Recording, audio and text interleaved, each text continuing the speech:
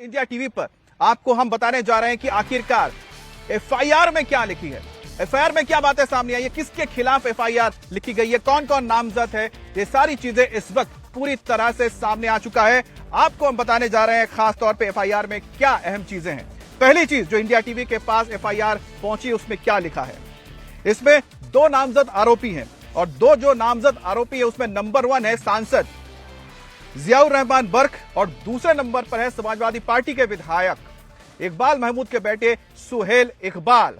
जी हां, ये दोनों नामजद हैं और दोनों के ऊपर आरोप है कि इन्होंने अपने समर्थकों को भड़काया सर्वे के नाम पर। लेकिन पर्दे के पीछे की कहानी तो आप जान ही रहे हैं कि वर्चस्व की लड़ाई है दोनों परिवारों के बीच। एफआईआर में आरोप सुहेल इकबाल पर लगाए गए हैं। उसमें कहा गया है कि सुहेल इकबाल वहां मौजूद भीड़ को भड़का रहे थे। सुहेल इकबाल ने कहा कि भीड़ को यह कहकर क्या उकसाया कि जियाउर रहमान हमारे साथ हैं, हम लोग तुम्हारे साथ हैं, कुछ नहीं होने देंगे, अपने मंसूबे पूरे करो। इतना सुनकर भीड़ उग्र हो गई। इसके बाद भी बताया जाता है जो समाजवादी पार्टी के जो सांसद है उन्होंने 22 नवंबर को जामा मस्जिद में लोगों को बुलवाया था बिना इजाजत के और वहां पर भड़काऊ भाषण भी दिया था। अब एफआईआर में जिन लोगों के नाम सामने आए हैं उसमें कुछ और नाम भी शामिल हुए जो नामजद हैं। 2 नाम हमने बता दिया आपको। इसके अलावा हसन, अजीम, सलीम, रिहान, हैदर, वसीम और अयान।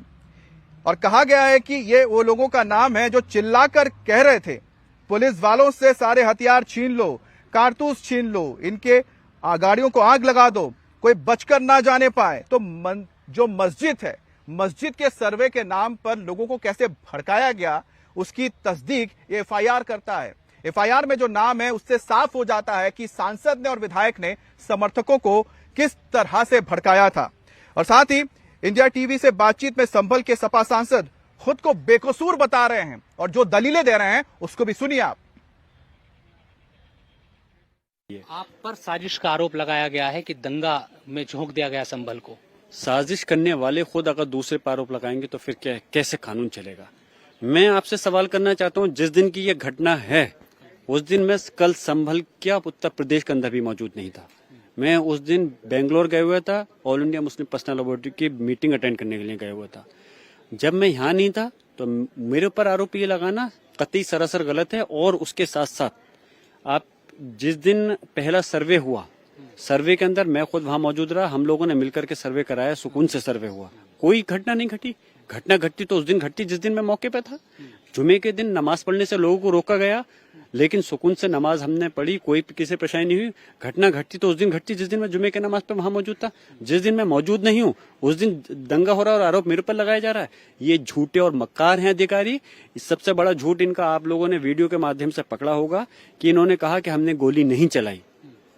इन्होंने आपने और वीडियो रिकॉर्डिंग है जिसमें कि स्टेट फायरिंग करते हुए नजर आ रहे हैं, पिस्टल और राइफलों से सीधे फायरिंग कर रहे हैं। और इन्होंने हद तो तब कर दी कि जब इन्होंने सरकारी असले के साथ साथ प्राइवेट असले का इस्तेमाल करा है। हमारे साथ संवाददाता अभय पराशर भी जुड़ गए हैं। अभय, कुल मिलाकर देखा जाए तो इस पूरे मामले में कुछ अहम चीजें निकल कर आई हैं। एक तो है कि एफआईआर आ चुका है, एफआईआर आपके पास भी होगा, उसमें नामजद हैं 2 आरोपी, सांसद है और साथ ही साथ उसमें विधायक है।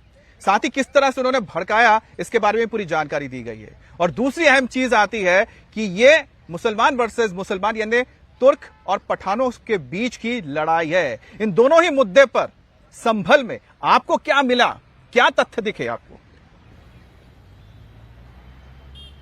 देखिए बिल्कुल अमित, जो एफआईआर कॉपी है उसमें साफ तौर पे इस बात का जिक्र है कि जो विधायक के बेटे हैं वो वहां पर मौजूद थे और सांसद का नाम वहां पर लिया जा रहा था कि सांसद महोदय जो हैं वो जनता के साथ है, मस्जिद में किसी तरीके का सर्वे नहीं होने देंगे। इसके बाद भीड़ काफी ज्यादा उग्र हो गई और जब सांसद का नाम लिया गया कि सांसद आप लोगों के साथ हैं, विधायक के बेटे ने कहा कि हम लोग भी आपके साथ हैं, सांसद भी आपके साथ हैं, उसके बाद भीड़ अचानक से उग्र हो गई।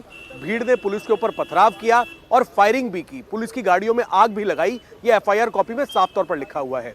इसके अलावा जहां तक वर्चस्व की बात है मुस्लिम समाज के अंदर, उसमें हमने यहां पर काफी लोगों से बात करने की कोशिश की अमित। हालांकि कैमरे पर खुलकर कोई सामने नहीं आ रहा है, लेकिन जो पुलिस के सूत्र हैं उससे ये पता लगता है कि तुर्क और पठान समाज में कहीं ना कहीं एक वर्चस्व की लड़ाई है। दोनों के समर्थक जो है, चाहे वो सांसद हो या विधायक के बेटे हो, उनके समर्थकों में भी आपस में तनातनी रहती है। और क्या इस हिंसा के पीछे यही तनातनी थी, इसको भी पुलिस इन्वेस्टिगेट कर रही है। क्योंकि जब कल प्रेस कॉन्फ्रेंस की थी संभल पुलिस ने, तो 3 पक्षों का जिक्र किया गया था। एक पक्ष है पुलिस, एक पक्ष है सांसद और तीसरा पक्ष है विधायक के बेटे। विधायक के बेटे वहां पर खुद मौके पर मौजूद थे। अब क्या आपस में समर्थकों की कोई लड़ाई हुई थी, क्या कोई वर्चस्व की लड़ाई थी जिस वजह से ये 4 मौतें हुई हैं, इस बात को लेकर फिलहाल पुलिस इन्वेस्टिगेशन कर रही है। जहां तक बात है गिरफ्तारी की, जिन 25 लोगों को गिरफ्तार किया गया है, हालांकि ज्यादातर को जेल भेज दिया गया है, वो बिल्कुल किस पक्ष के हैं, क्या वो सांसद के समर्थक हैं या विधायक के समर्थक हैं, इन तमाम चीजों को वेरीफाई किया जा रहा है। साथ ही जो ड्रोन कैमरे में जो चेहरे कैद हुए हैं उनकी भी पहचान की और जा साथ रही है। ही अभय, जिस तरह से इस पूरे मामले में ये बात भी निकलकर सामने आई कि जिन गोलियों से लोगों की जाने गई है, 4 लोगों की, वो गोलियां, वो हथियार पुलिस इस्तेमाल ही नहीं करता है, तो सवाल तो अपने आप ही उठता है।